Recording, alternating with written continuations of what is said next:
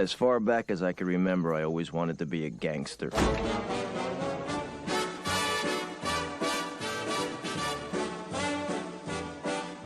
Hello, everyone, and welcome to another episode of the Sleeping with the Numbers podcast. I'm Dylan, and I'll be going through the Week 6 machine learning model picks. But before, as always, we're going to do a question of the day. And a question I think people might be interested in, especially if they're interested more in the statistical side of sports, is where do I get my data? And it's a good question because there's a lot of different sources you can use, but one that I end up going back to quite a bit and one that our model uses is Pro Football Reference. They are a fantastic website for basically any football stat you can think of. They have stats for teams, individual players. They have previous draft stats. They even have a new tool here that I messed around with just for the free month or whatever. It's called StatHead. And it has a bunch of different little features. So they can have player streak finder, player split finder. So really a lot of different things you can use this tool for. NFL combine results. But really, I use the base Pro Football Reference website. That's where we get like our points per game, turnovers per game, defensive stats. They have literally every football stat you can think of. They even have odds for the games here. Now they're not live or anything for the odds, but they will be I believe they're the closing odds. So if you wanted to take a look at some historical game and wanted to know what the closing odds were at that time, you can do that. They have all of that data. So when I'm giving stats to the model, I'm using Python to read in data from Pro Football Reference. We turn it into it's called a pandas data frame if you know Python. But we turn it's basically a spreadsheet is what a data frame is, just a Pythonic version of it. So do that. I do some data manipulation there, and then we feed that into our model. Like Ed and I talked about before, we are using a linear regression model.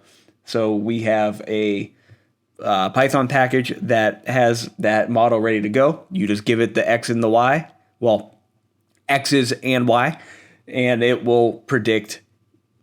We're using it to predict actual scores rather than just, binary. Who wins? Is it the over or the under? Is it the spread? Is the spread covered or not?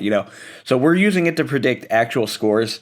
And that way we can use it to predict all three of those. We can predict the winner from that. We can predict the over-under. We can predict the spread.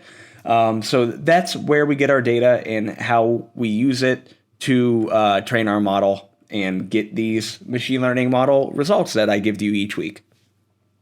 So let's get into that. And so we are going to take a look here. And before I do that, let's look at the overall trend of the model last week. Last week on the money line, the model went 9 for 5. It did not do too well on the spread. It went 5, 8, and 1. It pushed on the Cincinnati +3. And then the over-under, it went 6 and 8. So that isn't great for anything but the money line. But when you go and look at the public betting, it didn't do much better. So just kind of an off week, it seems. Some of the games it nailed went 3 for 3. Others, it went 0 for 3. So it really all depended on the game, which, of course it did. And then since we are like a quarter of the way through the season, I wanted to give a kind of a hit rate for the model. So right now, it's at 50% for all predictions, 62.5% on the money line, 37.18% on the spread, 39.51% on the over-under. So, I will have to stat this out and kind of see if it is improving. We have made a couple tweaks to it. We're using more recent data rather than basing it off of, last year's data. This way, teams have changed. Teams are not performing as expected, or maybe some teams are performing better or worse. So that affects how this model was trained. And if it is still using the historical data and saying, oh, well, this team did really, really good last year. Let's take the Houston Texans, for example, because they still had Deshaun Watson. Model doesn't know they don't have Deshaun anymore. It's agnostic to that. It just knows, hey, this is a football team. They were able to score this many points. They allowed this many points. They did this many turnovers. We have a bunch of features in there that we use to predict these results. But anyways, we're giving it more recent data to kind of help it be more accurate. And I did a quick run through of its picks for this week, at least on the money line side. I agree with almost every single one. I think there's one that I don't quite agree with, but we will get into that. So again, overall, it's okay. But again, this is at the moment, this is not meant to be followed verbatim. Do not just look at, the model's betting this, I better bet that too. Please don't do that. I post a thread, I post a comment on the Sportsbook subreddit with all the model picks, and I try to get some discussion around the picks. That way, it isn't just all based on the model. We want some narrative around it. And another thing that we're going to note here, Russell Wilson is going to be out for quite a bit. Model doesn't know that. So it's still predicting the Seattle Seahawks points as if Russell was still there.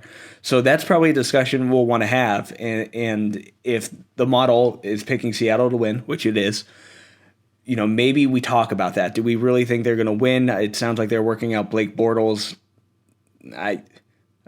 Good luck. So we'll see how that goes. But that is the overall trend of the model at the moment. So the first game we got, Thursday Night Football, Tampa Bay goes to Philadelphia to take on the Eagles. The Tampa Bay Buccaneers are 7-point away favorites, over under 52.5, minus 275 on the money line for Tampa, plus 230 for the Eagles. So if you recall, in a few episodes ago, I talked about this teaser I'd like to do. I'm taking Tampa for a bunch of different two-team teasers because they're at that key number that I like to see, -7. If that -7, I do a 6-point teaser, that becomes -1. And really all that means is, do I think Tampa's going to win? Yes, I do. So it's kind of, like I said, similar to taking the money line. It just gets a little bit riskier because you have to rely on two teams to win, not just one. But Tampa is a team I'm taking for that teaser that I like to do. So Tampa is really good. as we know, they went off last week against Miami, won 45-17. Philadelphia also won against Carolina, who I thought was a pretty good defense, but Carolina's offense really just did not perform. So I think that's kind of more on them than it is the Eagles being good. They won 21-18, so by a field goal, but that was a pretty close game. Tampa Bay getting the third most points per game, the Eagles the 16th. Third yards per game for Tampa, 14th for the Eagles. Interesting how close those are in relation, the yards to the points, but that makes sense. Tampa is first in rushing yards per game, while the Eagles are 30th. And if you're a Miles Sanders owner, you know that. You know that all too well. So something to take note here. Tampa's really good at moving the ball, not just in the passing game, but in the rush game as well. So let's take a look at the model. The model has Tampa Bay winning 33-24. That gives us a total of 50. Well, it's 56, but I have a lot of decimal points here, so when it does do the sum, it's taking 57. Either way, it is over the 52.5. That's okay. I don't know how much I agree with the over here. There has been only one Thursday night game so far, and that was in week 2 that hit the over. Every other game was the under. So it really depends on what you believe here. The thought is that this line is made so early, the over-under line, that they shoot too high. And because of that, it tends to be incorrect, as we've seen. So 4 of the 5 weeks for Thursday Night Football, it has been the under. So I'm personally probably going to be taking the under on this one. But, I mean, Tampa can put up numbers. I don't really know if the Eagles stay too competitive. If we look at the implied final score, 29 3/4 for Tampa, 22 3/4 for Philadelphia. So that's a close one. It really depends on if you think the Eagles are going to be scoring a whole bunch. I don't. So I'll take the under here. Model's taking the over. Tampa to win, and it will be taking Tampa -7. Next game, another battle for Florida. Miami takes on Jacksonville. The Jags are 3.5-point home underdogs, 47-point over-under. Miami at -190, Jacksonville at +165, giving an implied point score of 22 for Jacksonville, 25 for Miami. I kind of want to say Jacksonville wins. This might be their win. I think they can do it. I don't think Miami is a tough team. I think they get a win here. I really hate saying it. Urban Meyer's so terrible. And if anyone can screw this up, he can.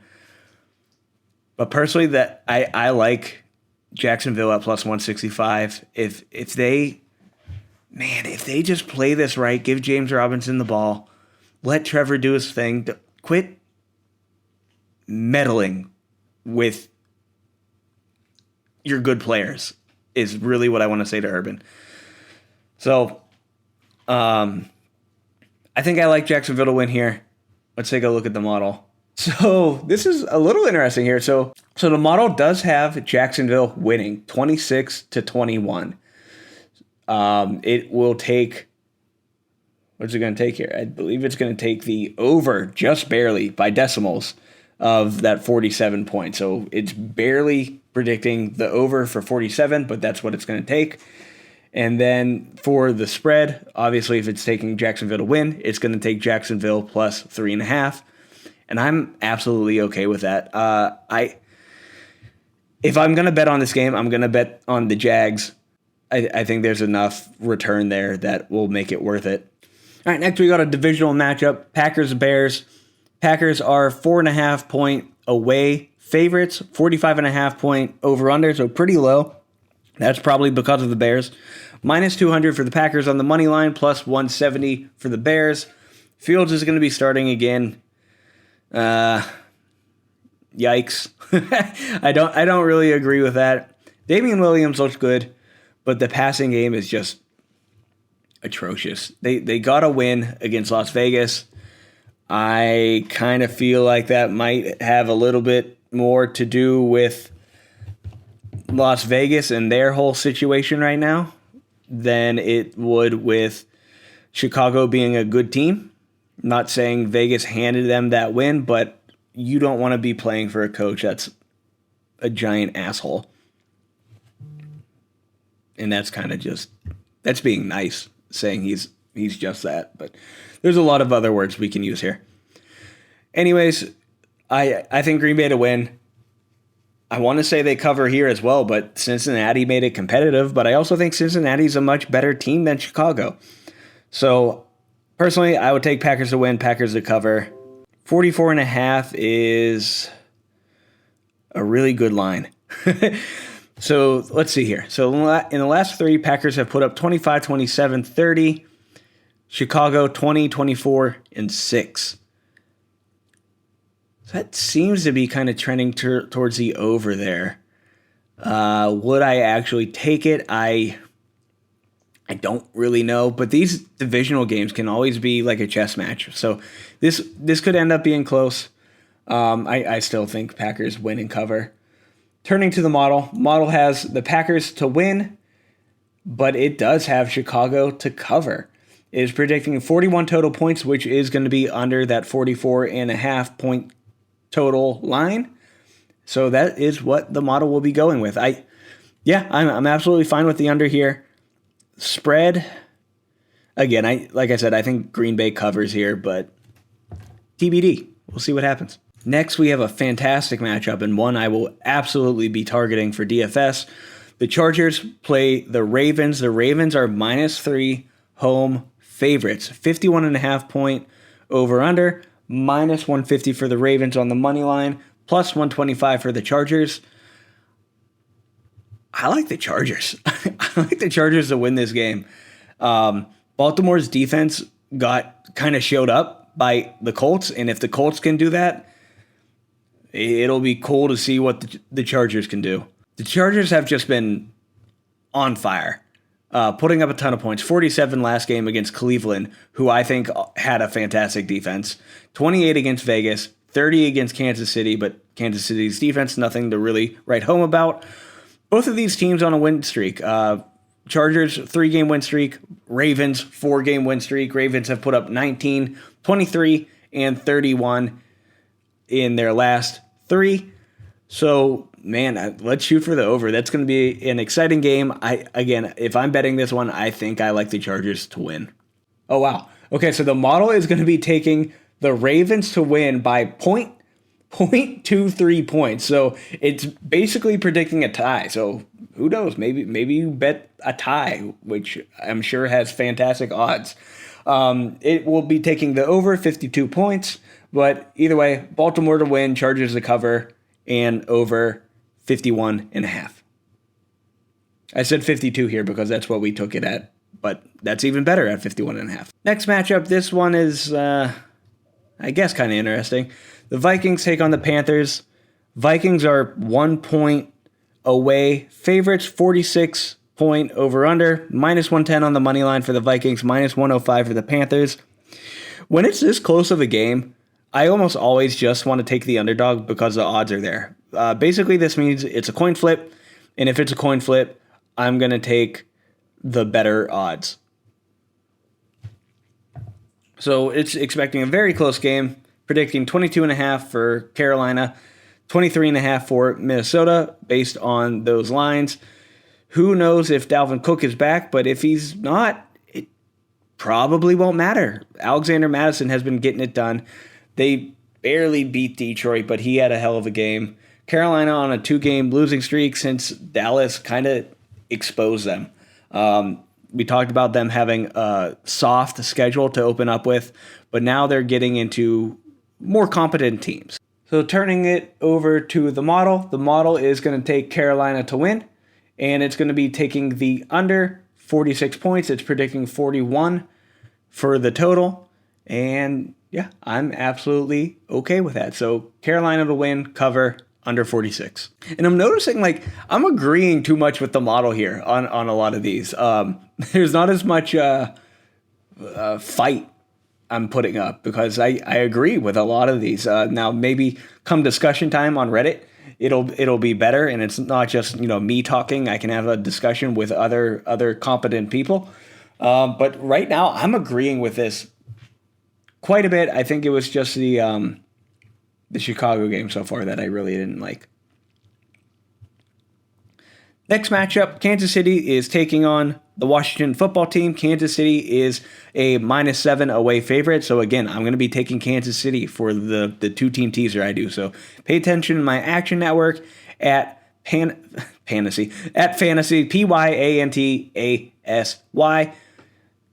and you can follow my teasers. They've been working out pretty well. I'm very happy with them. So Kansas City, -7 point away favorites.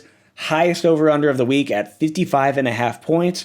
This is probably due to Kansas City having, of course, a great offense, but a poopy defense. So they expect Washington to be able to come back and score. And sure, yeah, that makes a lot of sense to me. Would I take the over? Probably not. Anytime it's kind of near, 54 to 50 and above is kind of where I'm like, I don't know. I don't know if it hits it there. I generally take the under. And the under has kind of been the best bet as of this season. And that's one thing we noticed with our model. At the beginning of the season, it was predicting the over quite a bit. And that was not working at all. If you go back and look at our model picks, I think it would take the under for maybe 2 games. Whereas the OddsShark model, they take the under for most of them and only do the over for a few. And they've been doing a lot better on the over-under than our model has. So just an interesting trend there. So Kansas City should win this game. Do they cover? They should. I won't be taking this spread, but I would, like I said, I'm going to put that in my teaser, and I'm likely trending towards the under 55.5 points. Clyde Edwards-Helaire is going to be out. It is going to be Williams in the starting role there.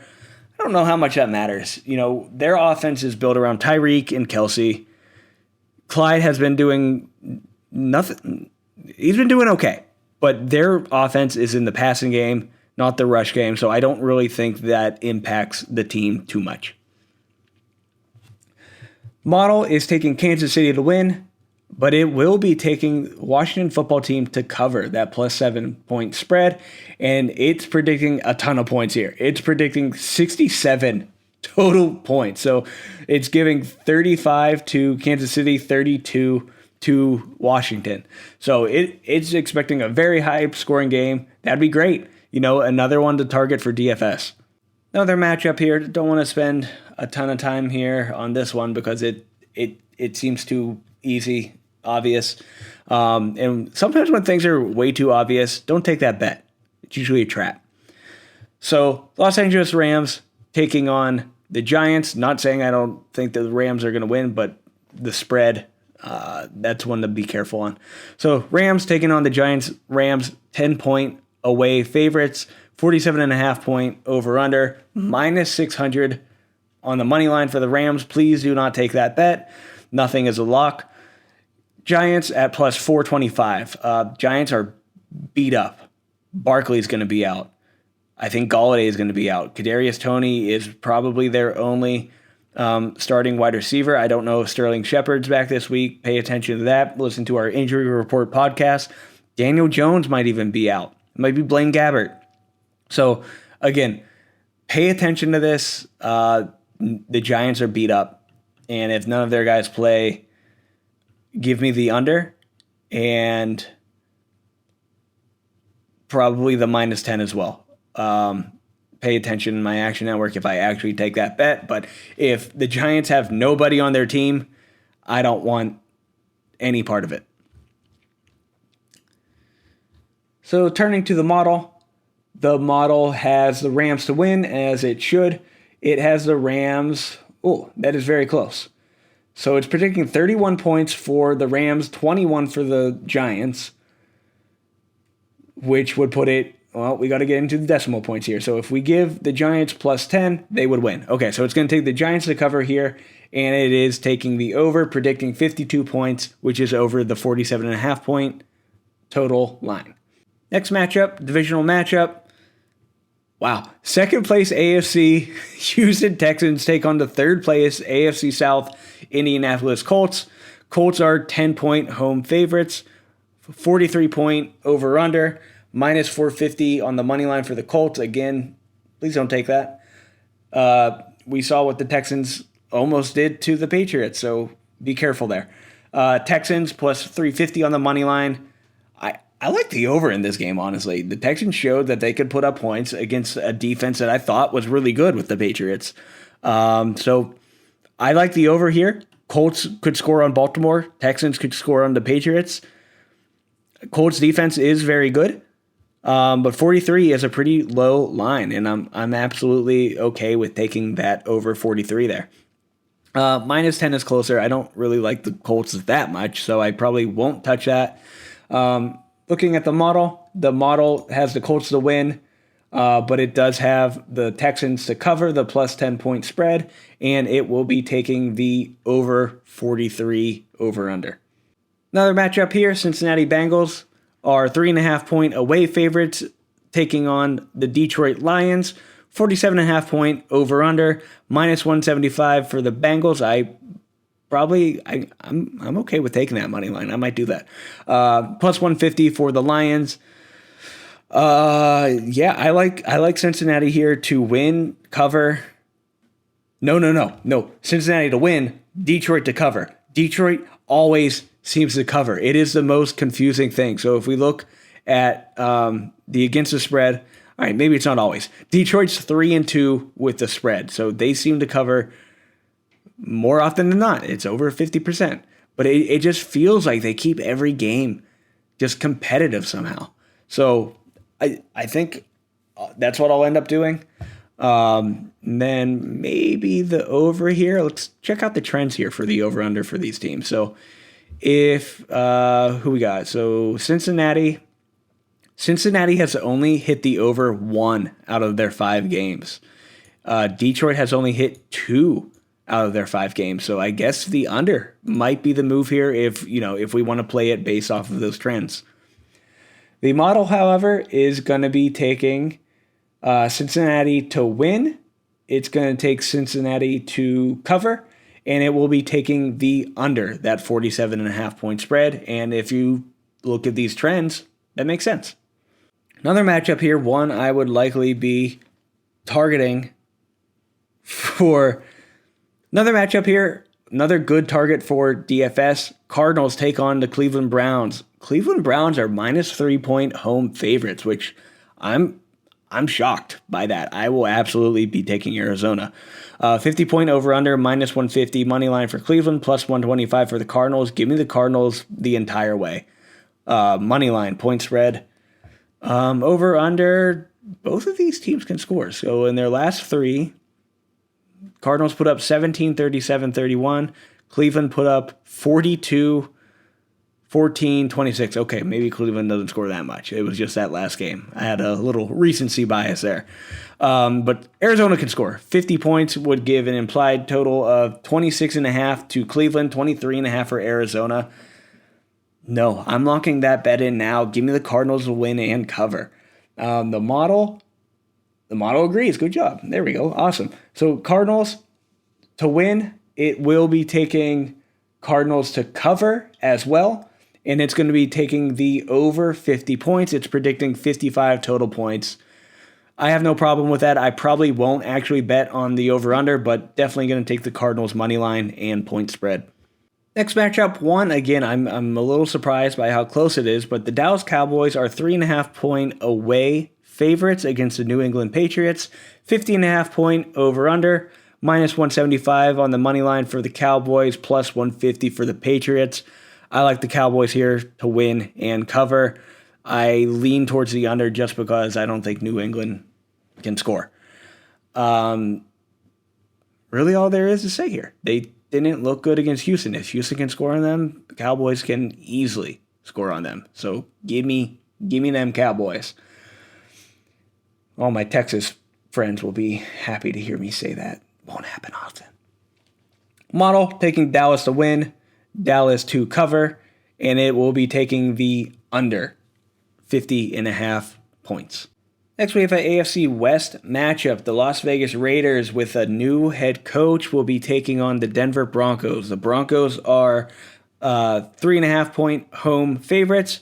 Over under 44.5, minus 175 for the Broncos on the money line, plus 150 for the Raiders. If you want to play narrative, take the Raiders here. They get rid of that dickhead. They're probably fired up. If you like playing that narrative street, but I like the Raiders either way. I like them more than the Broncos. So, narrative, players, other than Derek Carr. Yuck. Players, narrative. I like the Raiders here. I would take the Raiders to cover, Raiders to win. And then over under 44.5. I think I lean towards the under. These guys aren't big scoring teams. What do we got? Points per game. 22.6 for the Raiders, 20.4 for the Broncos. So, if we go based off that, it's basically right at that line. That's probably how they determine what to make the line. I probably lean over, I think. Let's look at the trends. Let's see what goes on here. So, Las Vegas is 2 of 3 for the over. So, 40% of the time they hit the over. Denver, 20% of the time they hit the over. So, yeah, 2 low-scoring teams. So, yeah, I guess I lean towards the under here. The model has Denver winning this game. So, this is one where I do think I disagree with them. It's taking the favorite here. So, it's taking Denver to win, Denver to cover, and then it will be taking the under 44.5 points. So, I at least agree with it there. But personally, I like the Raiders. I think they deserve a win here. All right, Sunday Night Football. We have a Super Bowl replay, I guess we'll call it. So Steelers playing the Seahawks. Steelers are 4.5-point home favorites at Heinz Field, 42.5-point over-under, minus 200 on the money line for the Steelers, plus 170 for Seattle. Seattle without Russell Wilson. This one will be interesting. I'm not going to actually bet on it because I've been disappointed before, but the Steelers should win this game. No Russell Wilson for Seattle is a big problem. Our defense is still really good. We also lost Juju, but we have Deontay Johnson and Chase Claypool, Najee Harris. We should win here. But again, that's a should. If it actually happens, TBD, the model is going to take the Seattle to win, Seattle to cover, and it will be taking the over just barely. It's predicting 44 points, which is over that 42.5-point line. Let's go Steelers. And the final game of the week, another high-scoring one for Monday Night Football.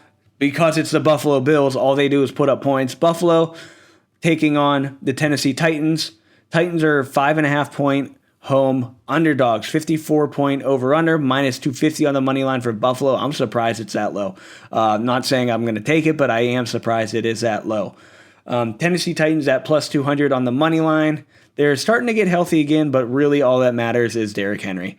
He has a tough matchup here against Buffalo, but it's Derrick Henry. He'll put up 150 because that is just who he is. A.J. Brown is back. Julio Jones, I think, is trending towards playing. Again, pay attention to our injury report podcast here. Bill should win this. Bill should cover. Over under. I think I'll take the over. It's very close. Like I said, when it's over these, like 54 plus is kind of like my line. Let's check out the trends again. So Buffalo is 2 for 3. That surprises me. I guess because the other teams don't score. They're the only ones scoring. So 60% of the time, Buffalo hits the under. Tennessee hits the under 40% of the time. So it's kind of, average that out. That's 50%. So flip a coin. But that's what makes a good line. That's what they're trying to do. They're trying to get people to split on it. Model, however, is going to take the Bills to win, just barely taking the under, predicting 53 points. The current line is at 54. If that were to change, so does the model bet. So pay attention to that. Model has its own action network. It is SWTN_ML_model.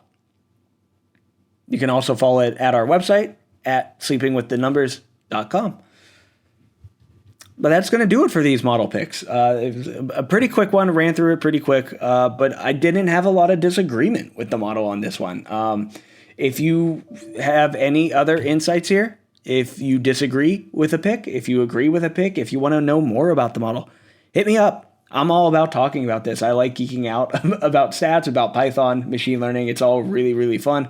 If you're interested in that stuff, please do not hesitate to reach out to me. I'm on Twitter at SWTN_Dylan if you want to tweet me there.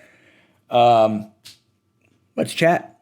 I want to remind you that you can also follow us on Instagram at Sleeping With The Numbers, TikTok at Sleeping With The Numbers, YouTube, Sleeping With The Numbers. Look up Sleeping With The Numbers. We're there. Follow our action networks. All of those links are in the description. We're affiliated with Monkey Knife Fight. So if you want to get into some prop bets and you want a bonus offer, a little nudge to go and play, check out our link in the description. You get your first deposit matched instantly up to $100. We are also affiliated with BarkBox. So if you have a pet, a dog, I have 2, and you love them and you want to get them, a subscription box that they can look forward to, it's actually really fun watching them open up packages. They get toys, treats, all sorts of stuff. There's monthly themes that they have that are fun. So this month is, of course, Halloween themed. If you want to get your dog a subscription box that you two can enjoy together, they'll love it. You'll love it. Check out our link in the description and you get a free month when you sign up. We'll see you on Friday.